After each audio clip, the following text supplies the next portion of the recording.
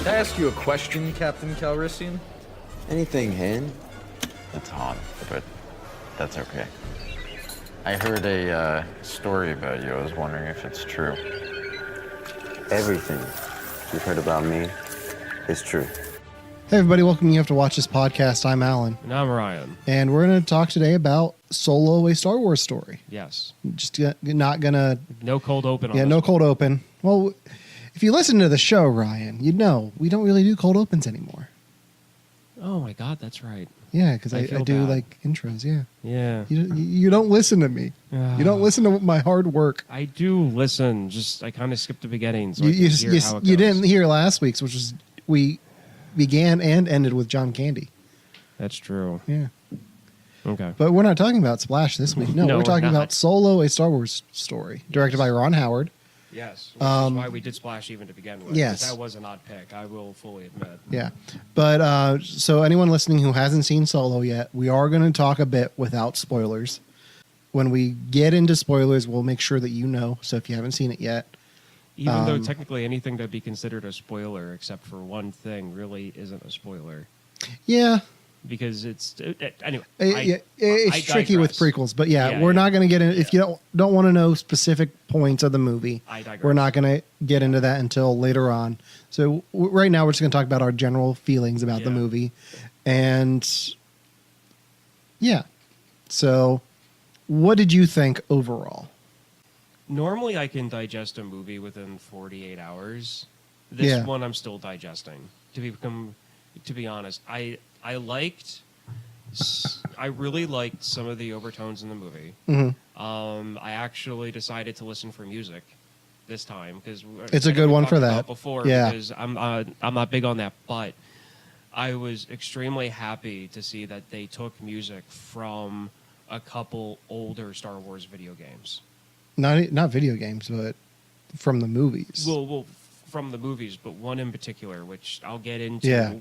Which I'll get into once we get into the Yeah. movie and the sequence Yeah. and the breakdowns. But I still don't know if I would consider this a movie. Like, take it away from the Star Wars universe and just have it be about some space cowboy. Yeah. And to be completely honest, because I haven't gotten there yet to 100% say I wasn't thrilled with it, but at the same time it was entertaining. Yeah. My feelings on this is the most unnecessary but fun movie ever. And I think that's part of why I'm feeling the way I am. And the thing is, I don't need to see this movie. I don't need to know how Han and Chewie met. I don't need that. Yeah. But if they're going to give it to me, this is the way I want to see it. It's a lot of fun. Yeah. Everyone is at the top of their game. Everyone is giving it their best, and you can tell. Yeah. You get to see a lot of things that you haven't seen before with Chewbacca. Yeah. They actually give Chewbacca stuff to do Mm-hmm. instead of just eating porgs. It's a lot of fun. Mm-hmm. And there were moments where I was just like, yeah, there we go. Yeah. It's predictable. Yeah. And it's a bit of a mess. It doesn't know what story it's trying to tell. And I think that's I really think that's a direct result of the fact that Ron Howard took over more than halfway through. Yes and they had and to no. do the reshoots because it's a part of me felt like there were two different styles, Yeah. And conflicting against some each of it's other. easy to tell what was reshot. Yeah. Because I guarantee Clint Howard was not in this movie when Lord and Miller were doing it. So his whole sequence, that's new. So how Mhm. much of that's Ron Howard? Yeah. I don't know how much of this is Lord and Miller.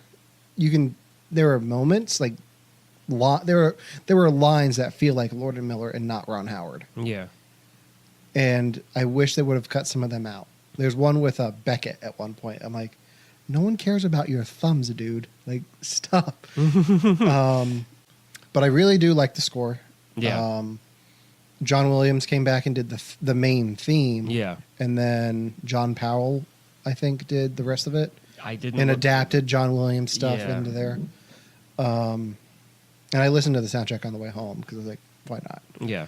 The reason we're so late in doing this is I had just seen it last night. Yeah, so it's still fresh for It's you. still fresh for me. It did not do well at the box office, and I think it's because it was on the holiday weekend. I think the holiday weekend hurt it because it's a big weekend for like parties and barbecues. People aren't going to go see a movie, Yeah. and I don't think it helped that it's the week after Deadpool and 4 weeks after Avengers. Well, timing is, to be cliche, timing's everything, and there is all that. But at the same time, if there was more, like you said, do we really need a Han Solo Chewbacca meeting movie? Like, is it really needed? It's not. And I think that had a hand to play in it. And to be perfectly and to be honest, it wasn't until I saw the last couple trailers that I really got interested in it, because before that, all of the not the controversy, but like Ron Howard taking over, responsibility for the movie more than halfway through, the feel of the advertisement for this movie was completely different from everything else. Yeah. Like, you've got Rogue One, gritty, and, for the Star Wars universe, more of a realistic feel to it. And even with the main storyline Star Wars movies, it's still kind of the same thing. Like, there's still that grittiness to it. Yeah. Even though in the preview, which they showed, like, the starship construction planet and all of this other stuff. And that's where it grabbed me, because there was that grittiness to it. Yeah. The posters, the Rolling Stone cover, just really made it seem like it was like a bubblegum pop type feel to it. And I think that's what turned off I think a lot part of the people. problem is we've had the last 3 Star Wars movies come out in December. Yeah. And with everything that when Last Jedi came out, if there had been a Solo trailer attached to that, I don't think it would have done as bad at the box office, because then you're piquing the interest of Star Wars fans. Yeah. But there hasn't really been, like, Black Panther is probably the biggest movie that's come out that had this trailer attached to it. Mm-hmm. That and Avengers, because they're all Disney properties. That's what's going to show Yeah. it. They're not going to get the Star Wars fans. Like, people aren't going to care as much about Han and Chewie. But if you put the trailer in front of Last Jedi, you would have gotten anyone who's like, oh, yeah, I'd see that. Yeah. I just don't think the marketing was there for this. Like, they didn't really have anything huge. I don't like the only person I've seen, the only 2 people I've seen on the talk show circuit talking about this are Donald Glover and Emilia Clarke. Yeah. So you don't have Han out there at all, No. which is bizarre because he's your star. Yeah. I don't know. One of the, and granted, I know this is one of those like aesthetic things that kind of bothered me about it. When you're filling, when you're finding an actor for a role, you want to find the person that embodies that character, the best that you can. The personality, the facial expressions you want, if you're looking for them to be able to portray like a certain scene, with a certain physical presence, then that's the person you go with, regardless if they resemble the actor who is most well known. Yeah. For The it. thing And is, like, it was one of those things that like I kind of like through the movie, getting caught up in the storyline and the scenes that I liked, and the and the sequence of scenes that I actually liked together. yeah. There were times when I had to remind myself, okay, that's Han Solo. Yeah. There And were, that was one of my problems. yeah. There were moments where I buy it that he's Han Solo. Yeah. And there are other times like, oh, yeah, he's supposed to be Han Solo. Yeah. And And I think putting him with Chewie really helped. Like the Yeah. 2 of them together, and it's just Harrison Ford is so ingrained in everyone as, which there's no way that you could take. yeah, There's no way you could do that. But the one thing that I was thinking of on the way home, at the start of the movie Ant-Man, yeah, they did that facial CGI yeah. to make what's his name? Michael Douglas. hmm? Michael Douglas. Michael Douglas looked to be as old as he did when he filmed the movie Wall Street. Mm-hmm. They did that. Now, it worked for one scene because obviously you could, I mean, it was done really well. Yeah. Like, if somebody didn't know who Michael Douglas was and the fact that they did that, they might buy that was an actual actor's face, non-touched up for maybe about 10 seconds. Yeah. And then you've got the whole thing with putting Princess Leia at the end of Rogue One, which that also had a lot of controversy. But they also... Because that was a different actor. That was a different actor. And then they also did the thing with Grand Moff Tarkin in the same one where they CG'd his face as well. Depending on how well the technology was, even though I know that they would have gotten a lot of hell for it, I feel like possibly maybe trying just to do a screen test to see if they could pull it I'm off. sure they did. It would have cost way too much money. And with the research, they already went over $500 million. Yeah, I know. Extra, I'm just saying, so- like, and this all would have been if they didn't have the issue to begin with. Yeah, like, there was a lot going against this movie, and I don't think Disney tried to help it much. no. I think it would have been better if they held it until December. And then or you could also May. keep on working on it too. Yeah. And granted, I know that they're over budget by ridiculous amounts, but it's Disney, it's Star Wars. They'll make their money. It would have, it would have made more sense to have Last Jedi come out in May, and then keep it going in May if you wanted to do that. Mm-hmm. Because last year was the 40th anniversary of Star Wars in May, but they released the movie in December. It's like, well, the year's over now. Yeah. So, I really like the cinematography. Okay. There were some beautiful shots in this. Yeah. Whether it's on the snow planet or the sand planet, there were just a lot of things that I really liked about just Mhm. the way the worlds that they introduced us to. So I gave that an A+. I gave the story a B-. I went through and graded this movie. I don't know why. I've never done it before. And I gave the score an A because I really like that score.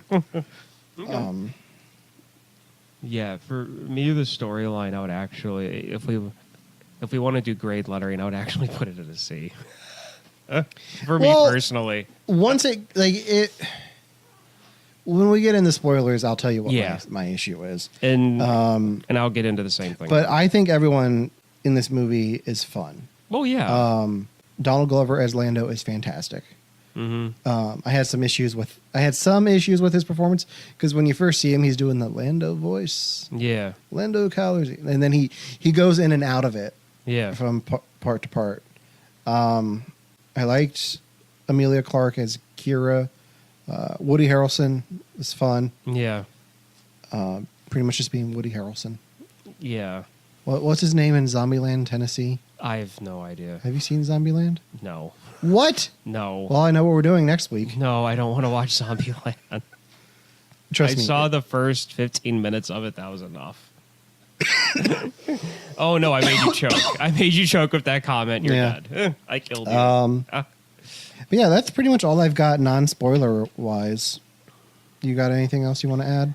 I mean, everybody who was in this movie, I liked. Granted, for what the finished product is, I did like it. It's just Yeah. I can't comfortably say. I liked it a bit more than I expected to, but I was not looking for I was not looking forward to this movie up until like the last 3 weeks.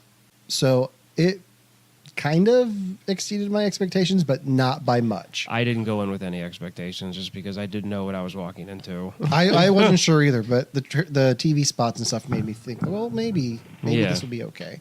Would you recommend seeing this movie? If you have seen every other Star Wars movie in theaters, see this one in theaters. That's all I got to say. Okay. I definitely think if you're a fan of Star Wars, there's enough in this to make it sure worth you it. have a good time. Yeah. It's probably not the best Star Wars movie.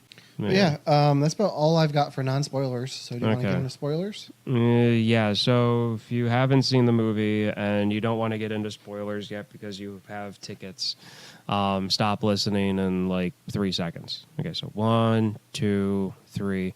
Darth Maul's at the end of this. Yeah, Darth Maul. I had that spoiled for me. That I was not expecting him to show up in this. Yeah, no. My biggest problem with this movie, story-wise, is this feels like chapter 1 yeah. of either a 2 or 3 part story. And I really hope it's not. They're signed on for 3 features. If you look at this as the first one, as the setup, where you get Han and Kira does her thing at the end where she turns, Yeah. like I think you're setting it up for a great sequel. Okay. I don't know if you need to do a trilogy, but I think you can definitely do a sequel. If there's a sequel, or if this turns into a trilogy, Yeah. then they need to incorporate, okay, what's going on with the Fett? How does he get involved with the Hutts? Yeah, well, You know, I think like all of that. And remember how back on our other podcast, I always talked about how there was a deleted scene where Han leaves a girl at the cantina bar. yeah. I wonder if that's supposed to be Kira. I don't think so. I think she dies. I wouldn't be surprised End too, of these films, she's dead. because to be perfectly that's why- honest, and- I'm not a fan of her character. I was like, I know she's gonna turn. Like I didn't know how bad she was gonna turn. because my problem is I feel like they were trying to pull onto the whole Rey thing of like, well, what happened to you over the 3 years? And everybody's telling her you don't know her. She's she's done things you I couldn't don't even think think it's- of, I but they don't- never really talk about what she's done, and then they kind of leave it in suspense. And It's then kind she's of wearing obvious that she's done some nasty shit for this organization. yeah. The I know, thing but is- it's only been what 5 years, 3 years, 3 years. 3 years. So granted, somebody can change a lot in 3 years. Yeah. Totally saying that right now. But to go from somebody who was living in the gutter of the streets of a horrible planet, And you don't know what happens to her after Han leaves. but that's what I mean. It's only been 3 years. And he's changed a lot too. Kinda. He's gotten his anyway. You don't put Darth Maul in this without having a plan. Well, true. They're like, you don't tease people with that. And Yeah. I guarantee there are a shit ton of people who are like, I thought he died. Yeah. And Obi-Wan Kenobi killed him. And And I this think is what happens when you don't watch kids' TV shows. yeah. And I think it's ridiculous that Disney is going to expect people to do that. But everyone, like the one YouTube channel I follow, posted a video over the weekend how Darth Maul is survived. Yeah. And I was like, okay, yeah, like you go into like the legends and like the actual canon stories now. Yeah. I was not expecting that. No. But it was spoiled for me because I saw a thing about what spoiler's planet means for Star Wars. And I'm like, wait. And I saw the picture that they put with it. And it was like the witches from Dathomir. yeah. And I was like, you fuckers. Yeah. Darth Maul's in this, isn't he? Mm-hmm. And then I read further and I was like, fucking A. See, the thing is, watching the TV show when Yeah. they talk about Scarlet Dawn or whatever, and then the symbol like around her neck, and I'm like, that looks familiar. What does this remind me that's of? the first time we've seen that. No, because I swear I've seen that symbol before. Probably the symbol, but the first time that Crimson Dawn. well, Crimson Dawn is mentioned, but it's one of those things that symbol around her neck. Yeah. That necklace she was wearing. Like I'm I'm watching it and she shows up, she's wearing it. I'm like, that's familiar. What's that from? And then it didn't hit me until she, was talking to him at the end, and I saw the robot leg. Yeah. And then that's when everything clicked, and then he put his he took They his hood off. got Ray Park back to play him, Good. but the voice is Sam Whitner. Then why? It's a hologram. He didn't do the voice to begin with. Oh, okay. It Never mind was then. the guy who plays the Tick now did the voice for that one line that he had in Phantom Menace. Really? Yeah. I feel bad for him. Meh. Putting Darth Maul in these movies gets me excited. Well, yeah, I mean, it 'Cause- does, because that's one thing that the fans, even the hardcore lore, like the hardcore fans that don't like anything that was made after Return of the Jedi. Well, here's the thing. Even they say that Darth Maul should have been carried through the 1, 2, and Prequels. 3. Yeah. he Yeah. should have. What if the next one isn't about Han and Chewie? What if Crimson Dawn plays a part in the Boba Fett movie? And you see Kira and Darth Maul there. If this is one of those things where they're going to be doing like all of the background for like the bounty hunters and all of the kind of like oddball characters, Scoundrels. it's the scoundrels, I would be okay with that. I would. The It's- scruffy looking nerf herders. Yeah, it's just they need to keep with. They just need to be honest about it. Be like, look, we know these movies aren't going to bring in as much as what, these other ones are, and that the audience is going to be a lot smaller than what the other ones are. Yeah. As long as they're honest about it and they know what they're getting and into. And the other thing doing is, like, this. you got the Boba Fett movie coming with James Mangold directing, who did Yeah. the Wolverine Yeah. and Logan. But you also have the rumors of the Obi-Wan movie coming. I feel like that's just all fan And pushed. I really do. I don't know.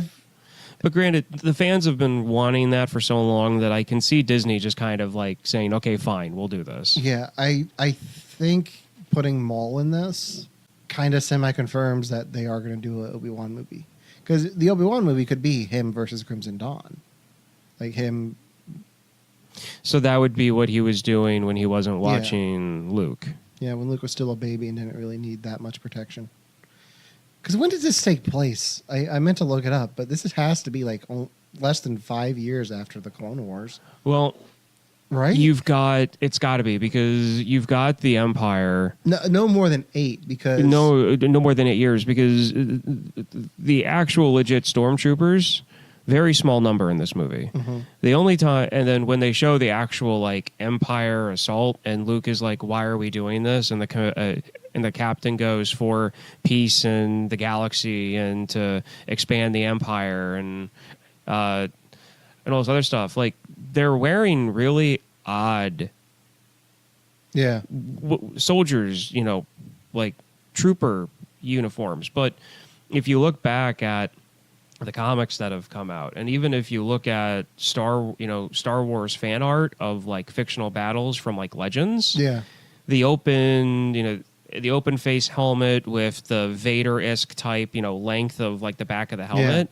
and the goggles and the gray and the capes, like that's all been part of Star Wars lore for I don't know 30 years. yeah.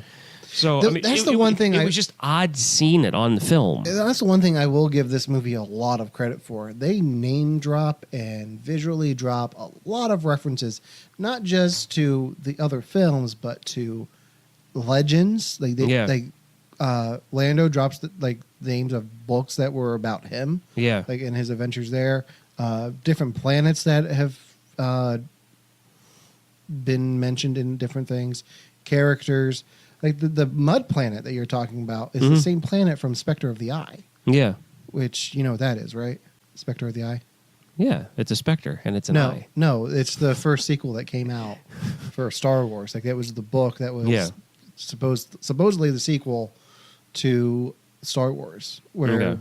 Luke and Leia were being hunted by Vader on this planet, and that's the planet Oh, okay. supposedly. Yeah. I have never read it. Yeah. Well, It's like the first Legends thing that they were like, oh yeah, no, we're not. That's not the sequel. Here's Empire. yeah. It's for everything that they did like that I really, really liked. There were just other stuff where I was just like, oh my God. Like, Yeah, I love the fact how they used actual puppets for the card game. for Sabak. For Sabak. Like having not doing CG. But the droid fighting, Yeah, that droid sequence. that kind of drove me nuts when you had the droids like battling each other. And then you have the droid that Lando has that's L3. yeah, L3. Like I feel like they were trying to do K2SO with a different personality. I felt. And I feel like the whole like robot revolutionist thing, like droid, like granted, yes, there are droids that have consciousness in Star Wars. Mm-hmm. There are characters that are robots that have artificial intelligence that you could make the argument that they were sentient beings, that Yeah. they can function on their own as an actual living Yes. person. 3PO, R2, 3PO, R2, K2SO after he was rebooted. BB-8. All Well, of I that. think the big thing was all those droids on Kessel were wearing restraining bolts. Well, yeah. And I get them, wanting to get back at the people that were doing, Yeah. forcing them to work. But the almost communist Red Square revolution idealistic, personality in that droid was a tad annoying. Yeah, I wasn't a big fan of L3. No, Um, and that's And one aspect. I of didn't it. really, when she died, I thought Lando's reaction was a little bit much. It but played into the whole thing with her talking to Yeah. Kara about, her feelings for, be like, Yeah. oh, he loves you and there's a problem. And she, Yeah, it did, and she but gets I was into her like- relationship with, no. We hadn't really seen anything from Lando up to that point Yeah. that would justify that reaction. Like, we get her saying that, Yeah. but there wasn't really anything to prove it up until that point. So it's kind of like maybe she's making that up about him, but then it's like, oh no, she's not. But it's like, I want to see a little bit of something from Lando Yeah. besides just being Lando. And that was the problem with it was with the whole setup, that before that point in the cockpit where she's talking about like the feelings between her and Lando, I feel- up to that point there was absolutely nothing to substantiate that And I feel conversation. like that's probably either something that got cut or was reshot and added in, but that just felt weird to me. Like, and the fact that they put her into the computer of the Falcon, that I liked, to I be like honest. that. And the reason why is as soon as they said, we can uplink her memory yeah, into the Falcon for the map, and the scene from A New Hope clicked in my head where C-3PO goes, I don't know where your ship learned to communicate, but it's got the most unique form of communication that I've ever come across before. That would make sense if the Falcon's computer had two different quote-unquote personalities in its hard drive. yeah, that would, and it would make sense that it's kind of stubborn sometimes. Exactly. So that is the one thing about hooking. Yeah, I like Yeah. that. It was just kind of like, okay, I know where you're going with this. 'Cause Yeah. they're like, she's got the greatest navigational system in the galaxy. Yeah. I was like, oh, so she's going to get plugged into the ship. Got it. My biggest problem with not just Solo, but also Rogue One, is I don't need a movie to just answer a unasked question from the original trilogy. Like, why was there a shaft that was open in the Death Star that would blow it up? And I don't need to see how Han did the Kessel Run in 12 parsecs. Like, That's what you got from those movies? I- That's what you think they were that- trying to answer? yeah, No. It was only part of it. it's part of it, but it's like, Rogue One answered the question, how did the rebels get the Yeah, plans to the Death Star? what I'm What getting did they at, have to go through what to I'm get getting to at it? is, I think that leaves some mystery. Like, I don't need answers to everything, though. Like, That's what all I'm the fi- books did. Yeah, but the books are different. Like, I don't need a whole movie of the Kessel Run, which is what this is. It was only like 20 minutes of the film. It was like 20 minutes of the movie. It's a good chunk of the movie. This movie, The They- Kessel Run that- didn't start until they plugged her nav memory no, the into Kessel the Run Falcon. started when they're like, okay, we're going to go steal this stuff. We need a ship. So as soon as they left Paul Bettany's yacht, Yeah. man, did they underuse Paul Bettany? But I'll get into that. As soon as they leave his yacht, this movie is The in, Kessel Run is when they take off from the spice mines of Kessel and they are I'm blockaded by the Star Destroyer and they fly into I'm the counting smoke. I'm counting and the they whole- fly through it and out and get to the desert planet. That time frame is the Kessel Run. This movie is split into chunks. You got the chunk at the beginning on Corellia, Okay, where yeah. Han escapes. Yeah. And then you have Han in the Imperial Navy, Yeah. where he gets thrown in the cage with Chewie and meets Yeah. Chewie, and then you have when he meets Beckett. So Yeah. you have him with his first heist on Beckett Yeah. with Beckett. So Yeah. that's the first two chunks. The Yeah. next chunk is I consider the Kessel Run. No. No, because the they have next to, chunk they have to leave is the Kessel. them. No, because the next one. The first two chunks are setting up the main story of this movie, which is getting to Kessel and getting this fuel. Yeah. Like that's what this movie spends a lot of time building up to what will be the Kessel Run, like going to Kessel and leaving and doing the Kessel Run in 12 parsecs. It takes forever to get there, and Oh, there's no. a lot If of you round unnecessary. Huh? If you round down. You know, whatever. Remember that line. Yeah. Always remember that line. He didn't exactly do it in 12 parsecs. Yeah, but like there's like the chunks don't really blend well until like the last 10 minutes of the film. Okay. So, Because you have those other marauders trying to steal the fuel too. which aren't really marauders. Yeah, and I thought that's where Darth Maul was going to come in. Yeah.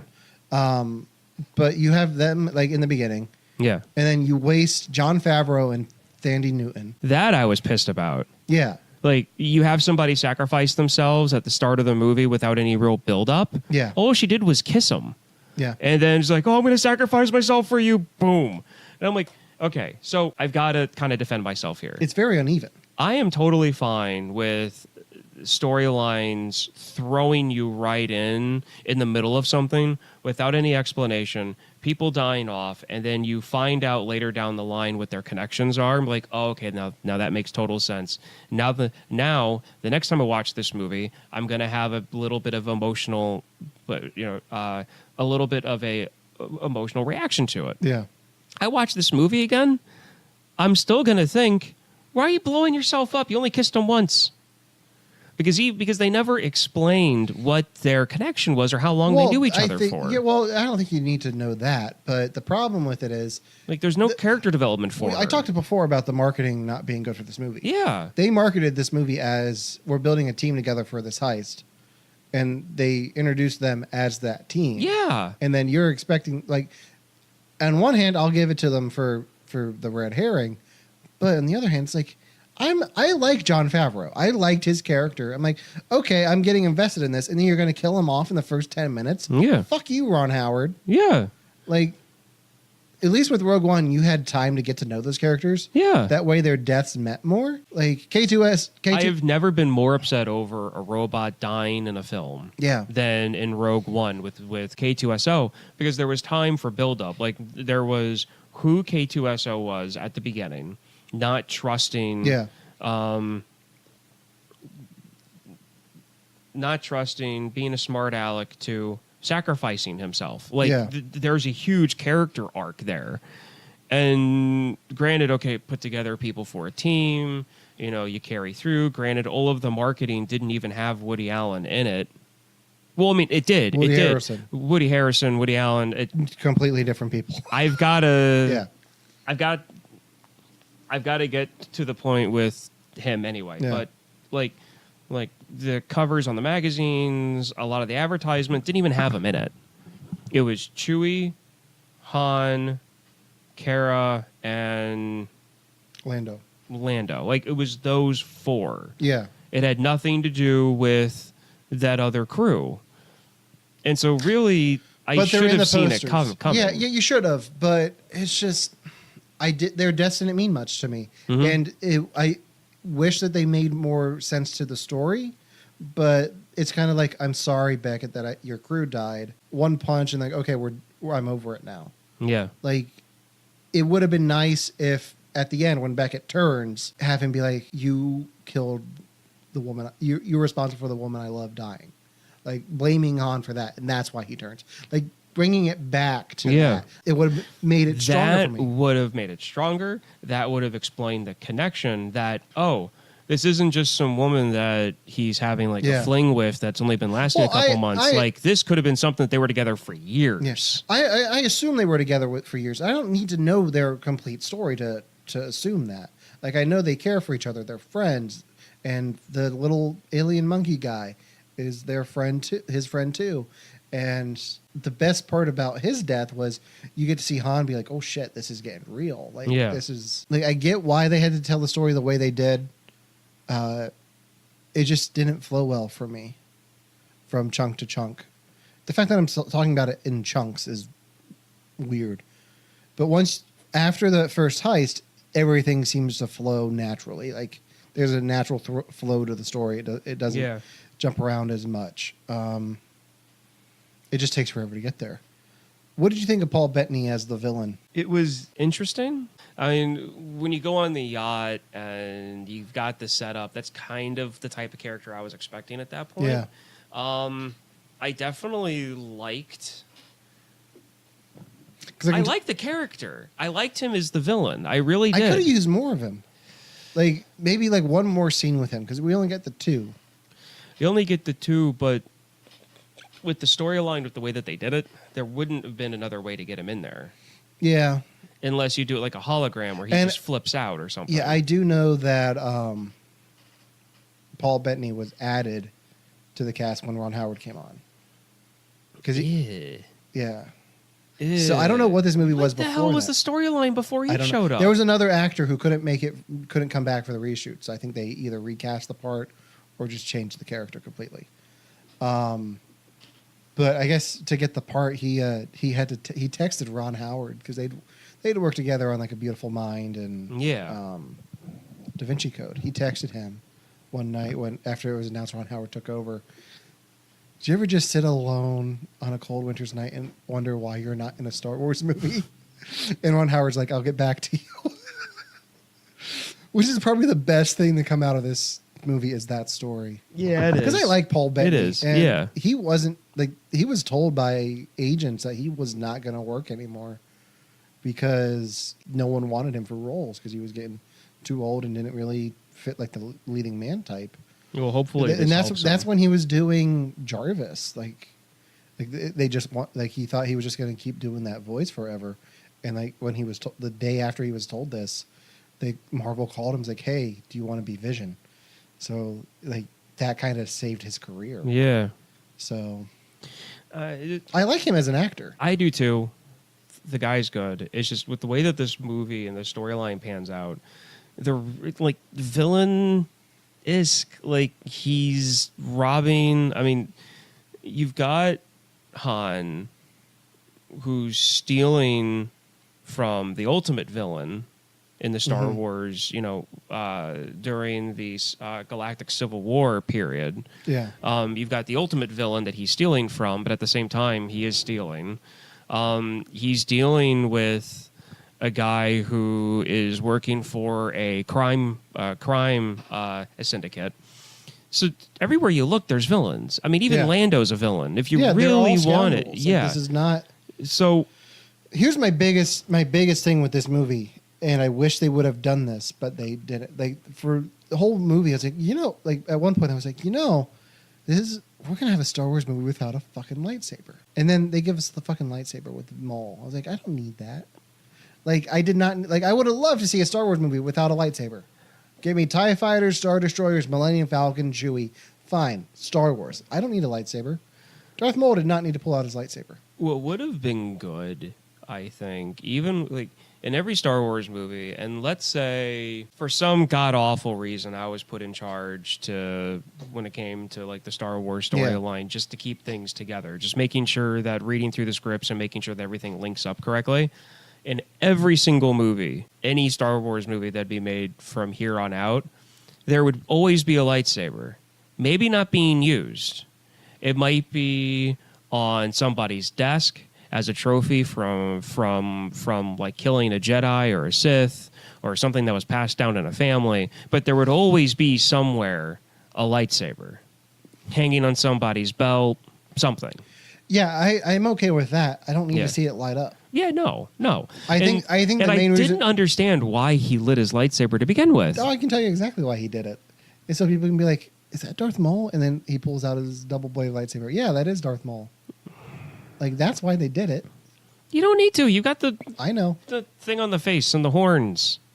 Yeah, but you could also. But the average moviegoer who's like, "I like Star Wars movies," but doesn't follow the shows, and they'd be like, "I think that's the guy from Episode 1." Like just the average moviegoer. Like they dumb it down so you know. Oh yeah, that's Darth Maul. It would have been even. We've had conversations about movies dumbing things down. Yeah, that's I hate dumbing that. it down. You want to dumb it down? Have her call him Mole. Which No, did she? she didn't call him Maul. Yeah. Have her say, Darth Maul or He's not a Darth anymore. Master Maul or something. I don't know. Just have her say his name instead of turning on the lightsaber. Yeah, yeah, I would like that better. But that is what it is. I really like a lot of the visuals in this. Oh, yeah. Star Destroyer coming out of the clouds. Oh, that on the was Kessel Run. beautiful. Just that whole sequence was fantastic. Yeah. With the asteroid field music from Empire coming back in, and the fight music from New Hope, like that. I love that whole sequence. Like I will go back to the movie theaters just to watch that sequence. Well, okay, so to get to one of the things that I wanted to pinpoint, and you actually segued perfectly right into it. I've wanted the Star Wars universe, the movies, to visit Kessel. Yeah, You always hear about the spice mines at Kessel, or will be melted down on the spice mines at Kessel, and all this other stuff. And they've never gone to it, ever. yeah, They finally did, and I'm happy. It was as hellish as I wanted it to look. It was as weird as I wanted it to look. Granted, the whole like actual having like tunnels, like Yeah. a mine, like the way that I envisioned, the one thing that was different was that the way that I envisioned it was actual strip mining, not Yeah. like tunneling. That's the one thing that I would have visually done different. Like I just would have had the entire planet covered in strip mines. yeah, Just completely getting like eaten away. The one thing that I will bring up that I'm kind of on is the fact that you've got this giant cloud of like rogue planets and asteroids and monsters and a gravity hole, Yeah. quote unquote, a black hole, like all this other stuff. Half the planet is engulfed in that smog, meaning that at some point something's going to hit the one side of it. That's the one thing I was just kind of iffy on. It was like you've got this planet in the middle of this Yeah. mess. How reliable is it to keep on, to have people on this planet mining? And Well, I think that's a part of the reason they use slaves. well, They're true. expendable Well, true, but at the to same the Empire. but at the same time, to even visit this place as a source of power, it really, really, the risk is way too high Yeah. for me to even think of that being a realistic Unless, thing. like, you got to remember in Rogue One, they have that whole planetary shield. So maybe that, like, even though it's surrounded by the smoke. Maybe the planetary shield is what's keeping the smog and everything Yeah, else like they have, to like, keep yeah. to keep that tunnel going. I'm sure there's safeguards in place. Yeah, it just, and then when they fly out and there's that Star Destroyer there, and that was just amazing. Like Yeah. to me, that goes right up there. Like I want a paint, like an actual painting, or like a printed poster to look like a painting of that scene, of that Yeah. still, of it right in the middle, the back edges of it pushing into the smoke, it filling up almost 85% of that, of that like lane, road, whatever Yeah. you want to call it. That's one of the stills I want. The other one is from The Last Jedi when she goes light speed into Snoke's ship and splits everything in half. Yeah. Like that and that I want as stills as artwork. Yeah. Because those are just amazing. Like that's on par for me. Like those two Like art. art almost. Yeah. And they definitely, like Ron Howard talks about how he always is inspired by photographs. Yeah. Like I bet there's like fan art of the Millennium Falcon going face to face with the Star Destroyer. Oh, yeah. In clouds, and that's probably what did it. Like Mhm. that's just like a really great visual moment. Okay. And while we're on Kessel, Yes. when I was talking about video games, Yes. there's an N64 game called Shadows of the Empire. Yeah. Okay. Never played it. It's one of the levels. I think it's early on in the game where you're like it's been forever since I've played it. So if anybody's listening and you're like he is completely wrong, by all means call me out on it because then people will actually get the information and not from Yeah. my skewed memory. The guy's either somebody who is working with Han Solo that's not in the films because they're talking whenever the camera is on other characters. So either it's a buddy of Han or it's somebody who's following Han, like protecting him or like hunting him down. Yeah. And there's a level where you're on Kessel fighting on a train Like you're on a spice train that's moving ore from one site to another. Yeah. And you're jumping on the cars and fighting through the cars and jumping from one train to another on these like gravity rails. And the music that they were playing when they were on the train on that ice planet, the snow planet, was the same exact music, if I remember correctly, that's in that video game. Oh, really? So as they're like hopping on the train and shooting and blasting, I hear the music. I'm like, Shadows of the Empire. Like, I don't know why it clicked. I could be wrong. My memory could be jumbling a bunch of stuff up. But that's what was my gut reaction. I mean, it could be. I'll have to do some research into that. I think I remember the being on Kessel in the N64 game Rogue Squadron. I'm pretty sure there's a level on Kessel. Yeah. Or they at least mention it. Because that's like the first game that I beat 100%. Got gold medals on every level. So pretty much everyone in this movie turns on Han. Even Chewie. But I mean, Chewie becomes his friend. But I mean, Yeah. like at the beginning. I mean, that's just, he was hungry. And I don't.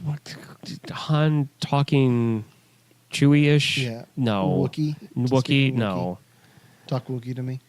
Oh Yeah. my God. Yeah, I wasn't a big I'm fan. sorry. That was dumb. I like that they established that he can understand him. Yeah. I didn't need him to actually like speak Wookiee. Yeah, no. That was bizarre. stupid. I like that, but besides that, I like that sequence. Yeah. Like, part of me doesn't want to see another one of these movies, but I want to see what happens next. Mhm. Because when you leave Han in this, it's not the Han Solo that's gonna leave the rebellion before the attack on the Death Star. That's one of the biggest complaints I was seeing about this movie. It's After I saw it, I went online and almost everybody, even people who love this movie, like even people who went in and they're saying that this is one of their favorite Star Wars movies, everybody says this is not Han Solo that we meet in the cantina. Like Yeah, he's and I got a think heart. Like There's it's more. I think Kira turning on him. More is going to happen. There has to be at least one more movie, if not a trilogy. he's got to turn into Woody Harrelson's character. The whole like take care of yourself, screw, you know, and screw everybody else. Yeah, Because he isn't that person yet. Because if he was, those Marauders would have never gotten that fuel. exactly, he would have gone for his payday, Yeah. and he didn't. So there's more to the story. I mean, unless, and this is one thing I was thinking of, unless this is the only thing that I could think of them saying that he is who we want him to be. Is the only argument that I would take. And I was thinking about this last night. He had just deserted the Royal Navy. Or not the Royal Navy, but the Empire. yeah, the Empire. He just deserted. He's got a bad taste in his mouth. He absolutely hates them. He wants nothing to do with them anymore because he wanted to be a pilot. They threw him out because he liked to speak his mind and his opinion. And then he ended up deserting from the ground forces because, let's face it, he was probably one comment away from getting a blaster in the face. Yeah. I could see him doing that because, one, he wants to get Kira out because he believes that not, you know, giving, you know, the whole plan to, you know, give him fake stuff or whatever, like that whole thing to get her. So he doesn't care about the money. He wants her. So that was his plan for that. Yeah. But by giving the rebels the fuel, then it's a giant middle finger to the Empire. Be like, hey, you're not going to get this. That in a way that is him not caring. Like that's his way of like doing the right thing for the wrong reasons per se. Yeah. That's the only way that I'll ever take that is if the writer and the director came out and said, that's the direction we were going. It's the only way I would take that. But if they're making a second movie, then that's not even a possibility. Yeah, I don't think that is the case. Because I see your logic there, but there's more to the story. More happens to him Yeah. to turn him into what Beckett was. Yeah. But he definitely shoots first when it comes to Beckett. So. Yes. And I also like that too. I think that's the moment where you, like, before that point, he's already made the commitment to give the rebels that stuff. But as soon as he kills Beckett, I think that's the turning point. Yeah. I think that's the start of the Han Solo we know. Mm-hmm. Because then he goes back and wins the Falcon for real Yeah. from Lando and all of that. So It's just, and I like Woody Harrelson. I do. Mm-hmm. I loved him in was it 2012 or remember that End of the Earth disaster movie they made where like the polar ice caps flip and he's living in Yellowstone as like the conspiracy theorist radio guy of the government killing off scientists. You just combined like 3 different Roland Emmerich movies.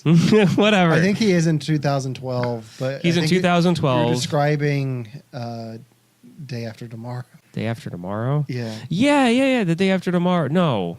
I think he is in 2012. In 2012, because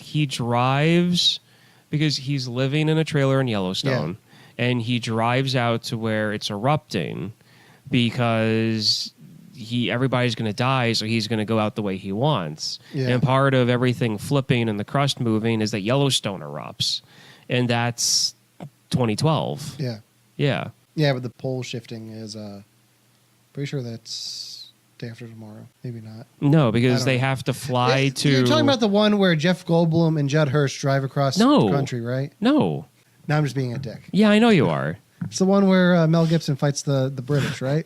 Anyway, to be perfectly honest, one of the things that makes a Star Wars movie a Star Wars movie, and the prequels kind of got away from this rule a little bit, but I feel like it's always better to, if you're going to introduce new characters or younger versions of characters for the series, you've got to go with no-name actors. Because when you throw in somebody that everybody knows, I feel like it takes away from the overall feel of the tradition of it. I mean, Because like I with said, the exception of prequels Donald kind of- Glover, who's a big name actor in this that is a character we already know. No, I'm talking about having Woody Harrelson in it. Yeah, Okay, but he's not a character we already know. he's not exact. Like I said, when you're bringing in characters for the first time, or when you're bringing in younger versions of characters that are already established, I would rather them stick with the whole tradition of not having well-known people in it. Okay, I get what you're saying. I'm okay with Woody Harrelson though, because he's not like a huge name in Hollywood. He's not like star of the Avengers. He's in Hunger Games. He's in like I forgot. I don't count the Hunger Games. he's been in a lot of stuff. A lot of people know who he is. And I feel like that's kind of distracting because of the characters that he has played in the past. Yeah. And then you fall into like the joking aspect to it, because I'm pretty sure somewhere there's some fan theory that, that one of his characters ended up being Beckett. Whose characters? Woody Harrelson? Yeah. I don't know. I don't want those fan theories to exist. Fan theories are dumb. I know they're dumb. They're fun, but they're dumb. Yeah, they're not- fun dumb. They're not gonna actually Like Starship affect- Troopers, a fun dumb movie for everybody that I watch a lot. I know. You bring it up every week. Yeah. What else do you got? I feel the Millennium Falcon Yes, in let's talk this about is the Falcon. clean. Yes. It's white on the inside. Yeah. Like it's Or it was it was. Like it looks nice. Like until it caught fire. until it caught Smoke fire damage. and like Yeah, half the that's what it is. It's smoke damage. Yeah, it's all smoke damage on the inside. But everybody was like freaking out about why the mandibles weren't on the front of the ship, Yeah. and maybe they'd finally explain why the cockpit was like off to the side and not in the center of the ship where you would normally expect it to be, and the fact that the satellite dish was like flat on it, like it was the satellite dish from the original trilogy, but instead of it being up and out, it was like sucked in like a turtle's head. Yeah. And just peering straight out. They do a good job of explaining it that it was an escape pod. Yeah. But to me, the setup of it being an escape pod for a ship that small is extremely stupid. Yeah. Yeah, I wasn't a big fan of that. But it does explain the line. There's no crew on board. It seems like the escape pod's been jettisoned from A New Hope. And I always said that fan theories are stupid dumb, and they're dumb. But sometimes you do get a golden one. Mm-hmm. And one of my favorite theories was that the reason why the cockpit is over to the side and the thing's got mandibles on the front is because it's a freighter, Yeah. And there's always the thing of like, okay, well, fine, if it's a freighter, besides the smuggling, areas underneath the floorboard, where's the cargo hold Yeah. in it? And I read something once, a long time ago, that said that the reason why it's got mandibles and the reason why it's called a freighter, classified as a freighter, is because it worked in shipyards Yeah. where where it would fly up and the mandibles would close and grab on to like basically an intergalactic tugboat Yeah. is what they were supposed to be designed for. That's where, granted, the engine's been souped up, so it can go a lot faster than what it was originally Yeah. designed for. But it explains why a ship that shape would have an engine, even at its weakest, that strong. Yeah. It would have that much power to it. And it would also explain why the cockpit is off to the side and not in the middle, so that if you are doing that whole tugboat thing, you at least you can see where you're going now. Yeah. And I'm sure there are areas of the ship that we haven't seen before. Like we hadn't seen the living quarters before. But I mean, there's layouts and blueprints that you can get from those those white big kids books that Yeah. explain science and everything. They made them for Star Wars. Yeah, that's true. And they have breakdowns of the ship. The only cargo area is back where the engine is. I guess that's fair. I don't know. I want to know, does Lando just keep all of his clothes on the ship and Han not get rid of them? Because his disguise from Return of the Jedi is still there. So does that mean Han is driving around with like a closet full of Lando stuff? Because here's my fan theory. But here's my Lando let is me. wearing Han's clothes. That's where I'm at getting the end to. of Return- What if Han is wearing Lando's clothes the whole time and Lando takes him back? That's what I was getting at. As disturbing as that is, I think you might be right. Yeah. Because let's be honest, it's just a vest. It's a vest, Vest and a shirt. a shirt, pants, Mhm. shoes, He probably has his own pants. belt. He doesn't wear the capes. He Do at they least wear has the underwear in respect not to space? wear the capes. Huh? No, they don't wear underwear in space. Yeah. George Lucas told Leia that Yeah. because he wanted a certain look, and we all know what that look was. Yeah. I'm not going any further on that one. Okay, well, let's talk about that a little bit. Every costume that Amelia Clark has on, you see a little bit of boob. It's just weird. I'm not used to the low cut outfits on women in Star Wars.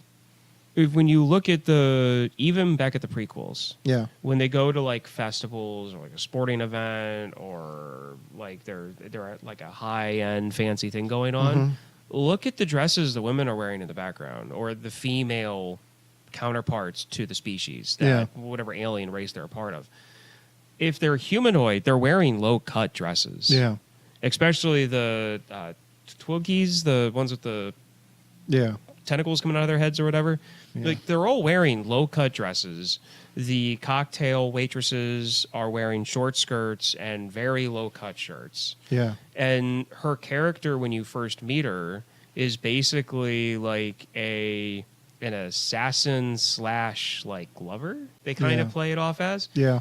And she's in that type of like environment. And if you look at the rest of the women on that yacht, they're all wearing similar stuff. So I think this is just the first time that one of the main characters is from that class, is from that part of society within the Star Wars universe. I guess that's fair. Yeah, because it never really was a main character. Maybe Padme a little bit, but Padme a little bit, but she was still part of like the governing body. So Yeah. of course she'd be a little bit more conservative and a little bit more professional. This other one, on the other hand, she was there to blend into the rest of the scenery and to be more of the scoundrel type. for the scoundrel type, So that's why. Oh, Lando. Yeah. I was 100% fine with his wardrobe until his last scene. His like Hawaiian shirt. He's like Hawaiian, like solar sailing ship shirt. Like what? What? Yeah, that was bizarre. Oh. Getting back to Lando, Yeah. they made a big deal about pointing out the fact that Lando's pansexual in this. When did that come up? They Which in interviews for press, it came up that Lando is pansexual. Donald Glover's point to it was, you're in space with all these different species. You kind of have to be pansexual if you're going to go around it all. I was like, you know what? That makes sense. Okay. Because he does flirt with feel- everyone. I feel like that's more of that's an actor sticking to their craft and being open about the way that they're playing the Well, no, if character. you think- Because remember, I forget who it was. Was it George Clooney or Val Kilmer. Val Kilmer that said that they portrayed Bruce Wayne or Batman to be gay? George Clooney. George Clooney. It sounds nuts, but I've heard of No, actors but doing here's this the in thing, the though. past to You- get certain things. Yeah, but here's the thing, though. Lando flirts with everyone. Yeah, so it makes sense. Yeah, so it makes sense. I'm just saying, for people who are going to be like, oh my God, and be upset about this type of Yeah. stuff, that's why I brought up the whole George Clooney thing. Mm-hmm. Because sometimes a lot of actors don't talk about it, but I've heard people bring this up. And I've heard when I was in college, I had a few classes with a few stage actors who were Yeah. going through, their arts major. And they would, during conversations, they would bring this up that there was a discussion in class. There are times when you have to portray a character that has a certain way of portraying their emotions and their physical stature and the way that they physically present themselves.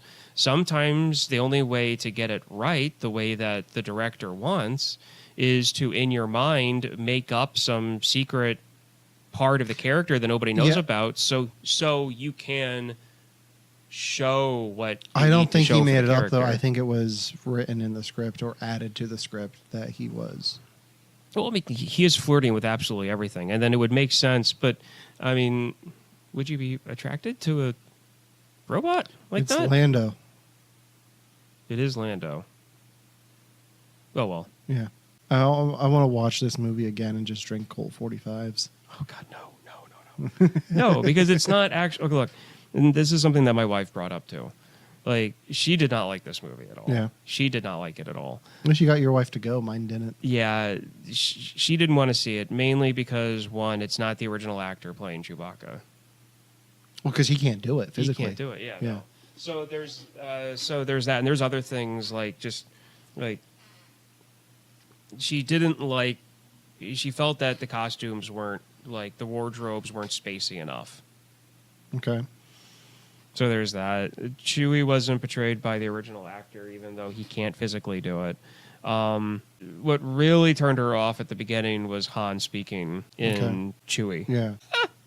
which still just makes me laugh because I can't believe they actually did that. Yeah. Yeah. My wife wants to see it, but with Yeah. their schedules, it just didn't work out that she could go. And I was like, I'm just going to go because I need to do an episode on this.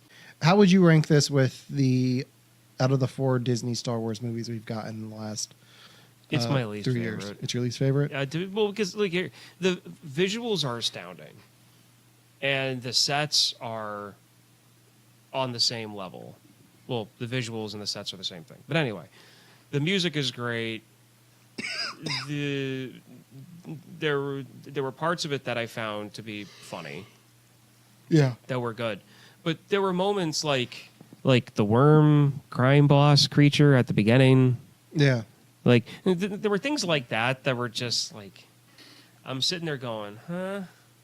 Yeah. Like I understand the Star Wars universe and there's creatures all over the place and they're all gonna look weird and everything, Mhm. but that was just odd. Like that would have been better for like a TV series, a video game, not how they Yeah. did it. Yeah. I don't know where I'd rank this. Probably 3rd, and I don't know which one's 4th. I don't know. I like them all. It's Star Wars. I can't have enough Star Wars. Well, I mean, same. I've only seen But this if one I- once. I've seen yeah. every other one. Okay, this is how I'll do it. I've seen every other Disney Star Wars movie in theaters more than once. I probably won't see this one in theaters again. Yeah, and So- to be like this one's right at the bottom with me with the clone with Attack of the Clones. I don't know. Overall, I don't know if it's that bad.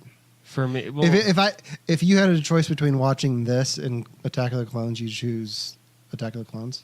I would rather watch the Phantom Menace. But I'm asking if you.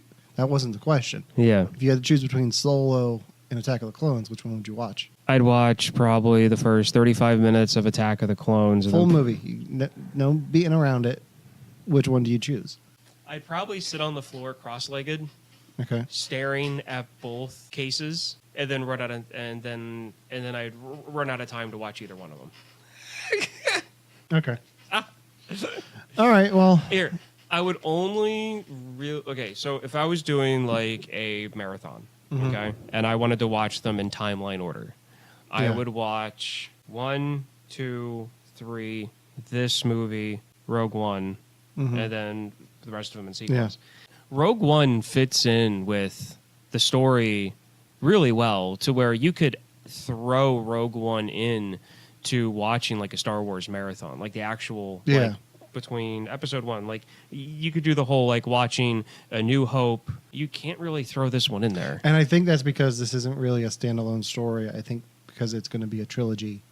Once the trilogy's done, then probably it'll fit better. Yeah. But until then, with all these standalone movies, it's going to be tricky to piece them into your marathons. Unless you watch them between the original trilogy and the sequels, Yeah. just for like a little backstory. One of the things I find funny is that you've got the whole thing with the whole lore of Han winning the Millennium Falcon in a card game. Yeah.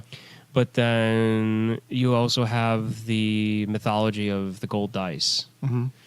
There's a lot of people that really believed that the reason why he had the gold dice wasn't just for luck, it was because they helped him win the Millennium Falcon. Did you ever hear that one? No. I like them just as his lucky charms. Yeah. Yeah, because he has them on him when he wins the Falcon for real. Mm-hmm. So, all right. Anything else? I'm done. All right. For You Have to Watch This, I've been Alan, And I have been Ryan. and we'll see you next week. Bye. Bye.